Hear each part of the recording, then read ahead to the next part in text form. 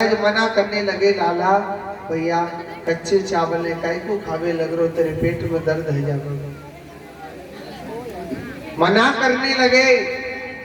देखो भगवान श्री कृष्ण सुदामा जी ने मना किया, तभी उन्होंने छोड़े, नहीं तो कन्हैया ने नहीं छोड़े थे वो चावल। ऐसा कृष्ण सुदामा का चरित्र है। एक रात से ज्यादा सुदामा जी महाराज भगवान श्री कृष्ण के पास नहीं रहे थे। एक रात से ज्यादा नहीं रहा था सुदामा जी महाराज, एक रात से ज्यादा नहीं रहा था। एक रात से मेरे प्रभु ज्यादा नहीं रहे। जहां टूटी सी झोपड़ी थी वहां बहुत बड़े बड़े कंचन महल खड़े हो गए। देखो एक बात बोलूं छोटी सी,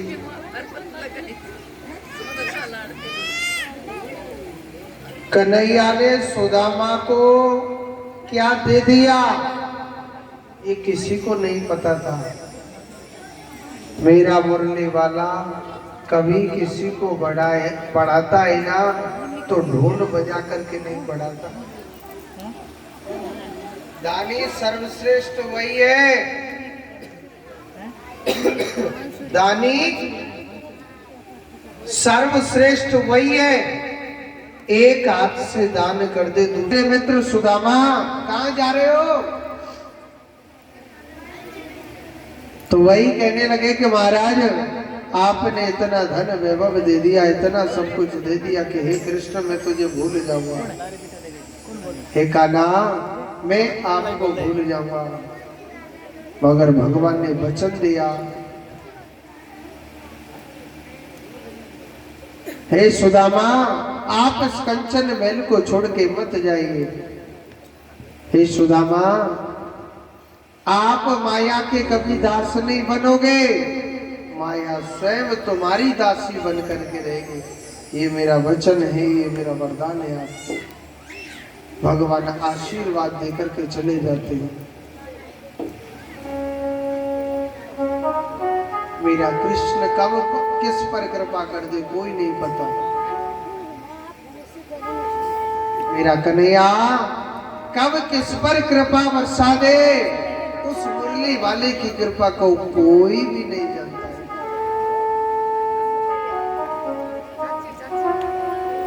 मेरे कृष्ण की कृपा को कौन बरसा दे कोई नहीं पता। ऐसा मेरा कृष्ण कृपालु। भगवान अपने पुत्रों से कहते थे, सबसे कहते थे संतों की सेवा करो, ब्राह्मणों की सेवा करो। सुनो, एक दिन भगवान श्री कृष्ण के पुत्र कहने लगे हमारे पिताजी ना पागल हो गए। क्या होता है संतों की सेवा करने से? एक लड़के को लेडीज साड़ी कचाई थी, लेडीज साड़ी पहनाई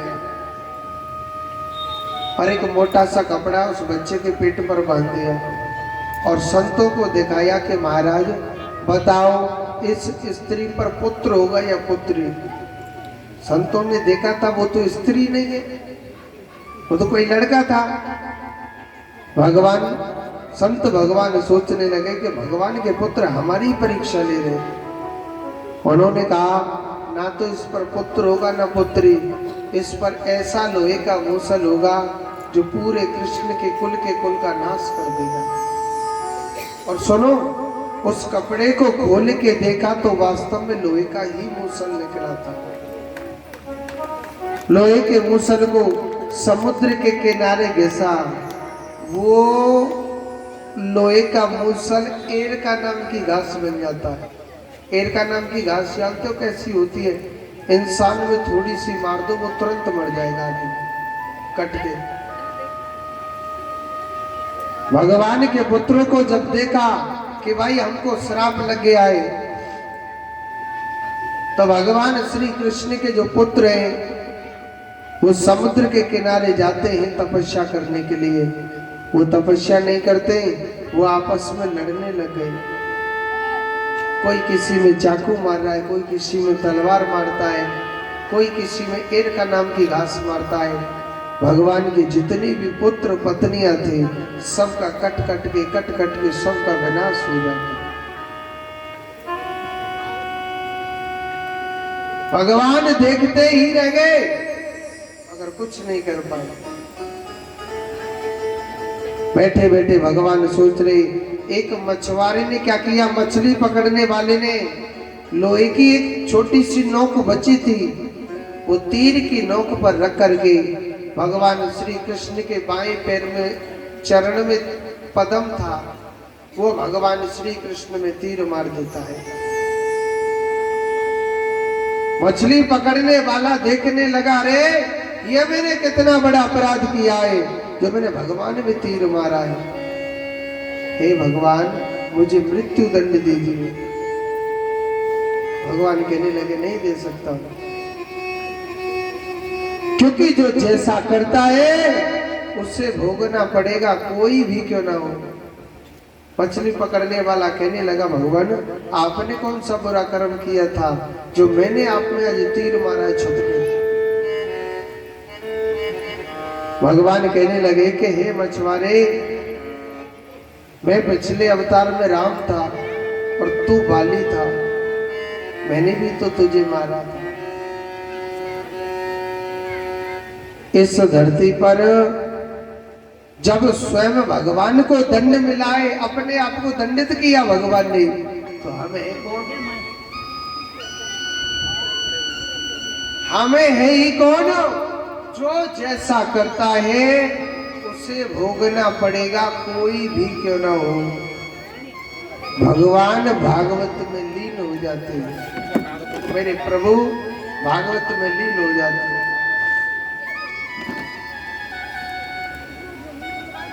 जो जैसा करता है उसे भोगना ही पड़ेगा। उन्होंने बताया ये त्रेता युग तक की कथा हो गई, द्वापर त्रेता और सतयुग। परीक्षित कहने लगा, महाराज आपने मुझे 3 युगों तक की कथा सुनाई है, कलयुग की तो कथा सुनाइए, कलयुग कैसा है। अब कलयुग का ध्यान से कथा सुनेंगे, कलयुग कैसा आएगा।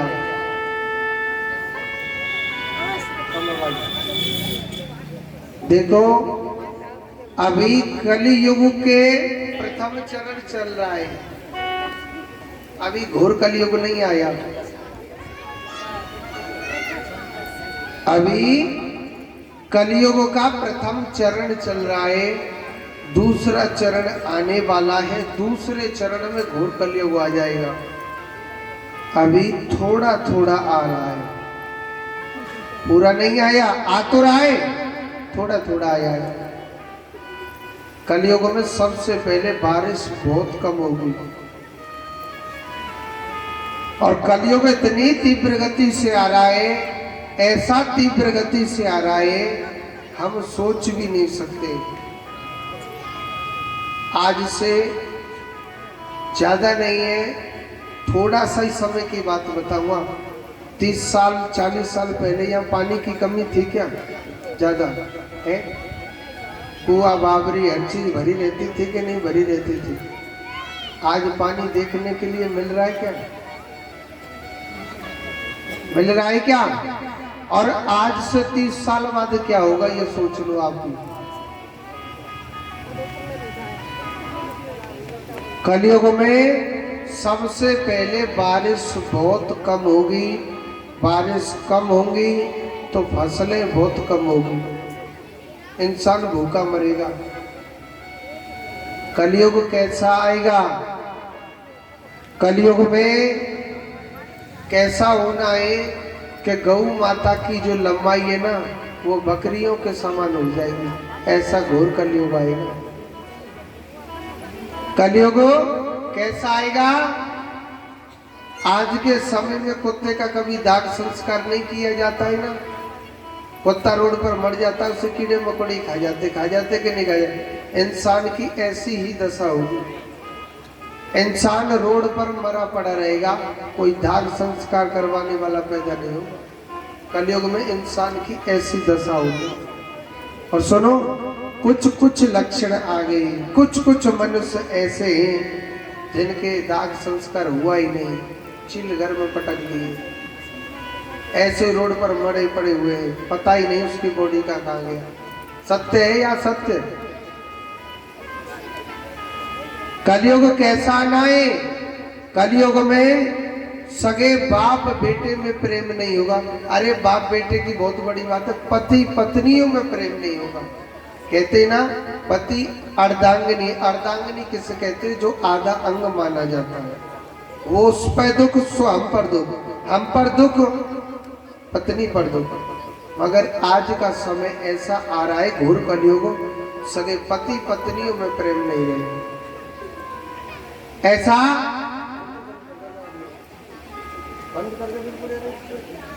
ऐसा घोर कलयुग आएगा कि पति पत्नियों में तक में प्रेम नहीं होगा।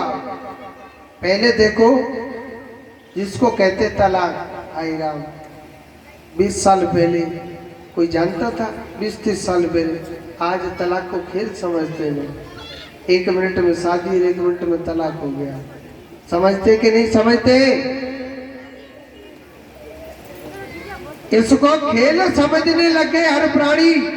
मगर हमारे हिंदू धर्म में पहले कितनी मर्यादा थी। ऐसा घोर कलयुग आएगा, सगे बाप बेटा में प्रेम नहीं होगा, भाई भाई में प्रेम नहीं होगा, पति पत्नी में प्रेम नहीं होगा।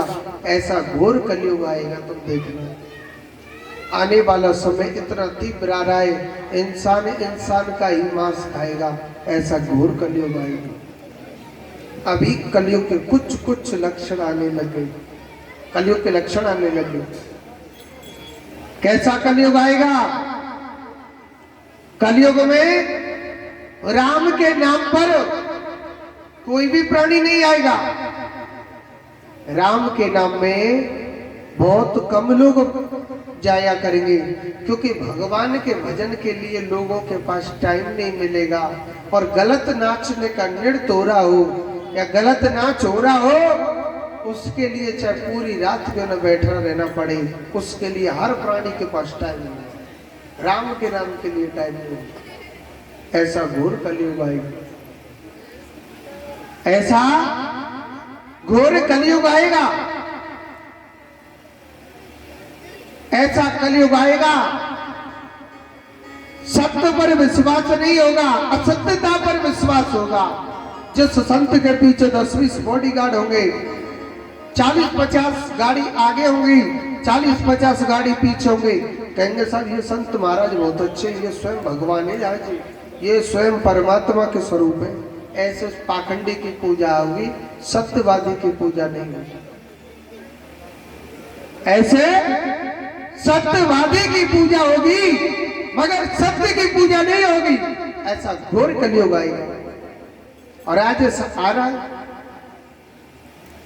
कैसा कलयुग आएगा कि जब 8 वर्ष की कन्या जब मां बनेगी, ऐसा घोर कलयुग आएगा कि 8 वर्ष की कन्या मां बनेगी। कलयुग कैसा आएगा? एक बाप अपनी बेटी को पुत्री की दृष्टि से नहीं देखेगा, इतनी घृण दृष्टि से देखने लग जाएगा। ऐसा घोर कलयुग आएगा। एक भाई सगी बहन को बहन की दृष्टि से नहीं देखेगा, इतनी घृण दृष्टि से देखने लग जाएगा। ऐसा घोर कलयुग आएगा।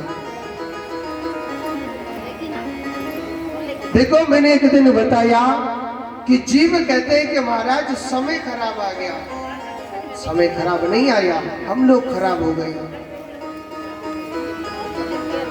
समय खराब नहीं आया, हम लोग खराब हो गए। दूध पीने से सबको मालूम है।